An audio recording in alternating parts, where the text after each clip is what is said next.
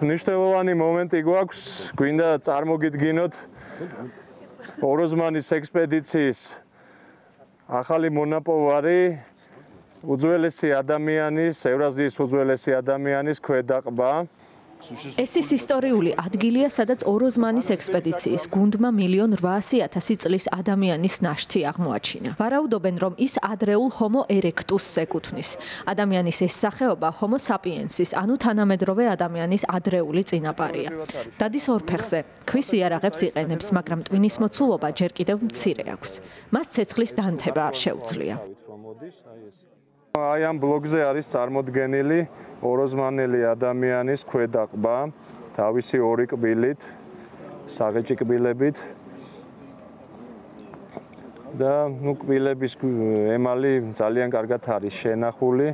შესაბამისად, ეს ნაწილი საჭიროებს გასუფთავებას სპეციალურ ლაბორატორიაში, რომელიც მოხდება ეროვნული მუზეუმის ბაზაზე. და შესწავლაც შესაბამისად ამ ყბის მოხდება საქართველოს ეროვნულ მუზეუმში, ჩვენი ჯგუფის მიერ. თუმცა სანამ მას შეისწავლიან, საინტერესოა ამ უნიკალური აღმოჩენის ისტორია. ამ დღეს ექსპედიციის ხელმძღვანელი გიორგი ბიძინაშვილი იხსენებს.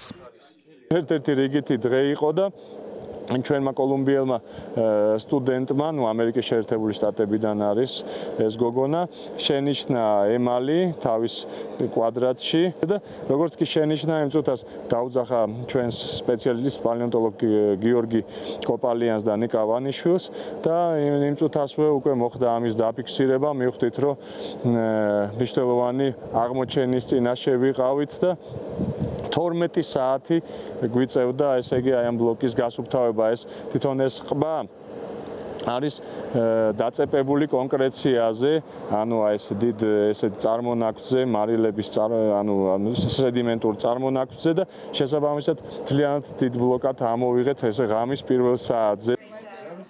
ის, ვისაც არქეოლოგი გიორგი ბიძინაშვილი საუბრობს, ამერიკელი სტუდენტი ჯულიეტ ზუნიგაა. სწორედ მან იპოვა გათხრებისას ადამიანის ქვედაყბა. ძალიან ამაღელვებელი იყო, როდესაც პირველად ვნახე ეს ნაწილი. ბოლომდე ვერ ხვდებოდი თუ რა იყო. ვარაუდობდი, რომ შესაძლოა კბილები ყოფილიყო, თუმცა იმ დროს საკმარისად კარგად არ ჩანდა. უფრო უკეთ ამ ნაწილის დასანახად მუშაობა გავაგრძელეთ და შემდეგ უკვე ცხადად ვნახეთ, რომ ეს მართლაც მნიშვნელოვანი აღმოჩენა იყო. ყველა აღფრთოვანებული და ბედნიერი იყო და მეც შვებით ამოვისუნთქე, რადგან რაღაც მნიშვნელოვანი ვიპოვე. ჩვენმა გუნდის ერთობლივმა მუშაობამ გაამართლა. ოროზმანის არქეოლოგიურ გათხრებში სფეროს სპეციალისტები და 20-მდე ქართველი თუ უცხოელი სტუდენტი მონაწილეობს. მათ შორის არიან მოხალისეებიც. ეს ჩემი პირველი გამოცდილებაა. ძალიან საინტერესო იყო, თუმცა ნაკლებად ვარაუდობდი, რომ აქ რამეს ვიპოვიდით. თუმცა უცებ ასეთი სიურპრიზი დავხვდა. განწყობა აგვიმაღლდა. ყველაზე მთავარი რაც აღმოაჩინე არის ის, რომ ეს პროცესი ხანგრძლივია და ბევრი ელემენტისგან შედგება. ეს არ არის მხოლოდ რაიმეს ძიება, აქ ბევრ რამეზე ვმუშაობ. საბოლოოდ კი ერთობლივი მუშაობის შედეგად იქმნება მთლიანი სურათი. ფაქტობრივად მოვდივარ ისეთ ადგილას, სადაც მეორე უძველესი ადამიანის ჰომინიდის ნაშთი იყო აღმოჩენილი, მაქამდე ერთი იყო მარტო აღმოჩენილი, ახლა ეს ფაქტობრივად მეორეა 1.8 მილიონი წლით დათარიღებული და ანუ ეს როგორც ზოგადად არქეოლოგიის, პალეონტოლოგიისთვის გარდამტეხი მნიშვნელობის აღმოჩენა იყო და ჩემთვის პირადად საოცარი გამოცდილება ახლა ამ ადგილას მუშაობა. როდესაც საქმეს შევდოდი, არ მეგონა რომ რამეს აუცილებლად ვიპოვიდი, განსაკუთრებით იმის გათვალისწინებით, რომ პროცესი საკმაოდ ნელი და ფრთხილია.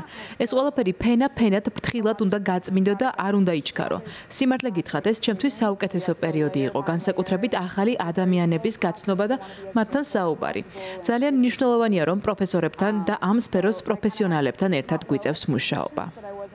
მიუხედავად იმისა, რომ აქამდე არ მქონია არანაირი შეხება არქეოლოგიასთან, არც გათხრებთან, მაინც მოვედი, რითაც შემიძლია ვეხმარები ახლა აქ და მე მგონი, რომ ძალიან საინტერესო გამოცდილება ნებისმიერი ადამიანისთვის. გუნდის ერთობლივი მუშაობით ოროზმანის ექსპედიციას წარმატებისთვის ადრეც მიუღწევია. ოროზმანის არქეოლოგიური ძეგლი 2019 წელს აღმოაჩინეს. დაახლოებით 2 წელში კი იქ პირველი არქეოლოგიური გათხრები დაიწყო. მაშინ 1.8 მილიონი წლით დათარიღებულ ფენებში განამარხებულ ცხოველთა ნაშთები და ადამიანის მიერ დამზადებული ქვის იარაღები იპოვეს. ხოლო ადამიანის ნაშთი ოროზმანში პირველად 2022 წელს აღმოაჩინეს და ეს იყო ადამიანის კბილი. რას გვეუბნება ეს აღმოჩენები და რისი თქმა შეუძლიათ ამ ნაშთებს? საქართველოში გვაქვს ორი მყარად, ესე იგი, მყარად წარმოდგენილი არქეოლოგიური ძეგლი, დმანისი და ოროზმანი, რომლებიც წარმოადგენენ პირველი ევრაზიელების დასახლებებს. ეს ჩვენ ძალიან ბევრ რაღაც საინტერესო რაღაცას გვეუბნება.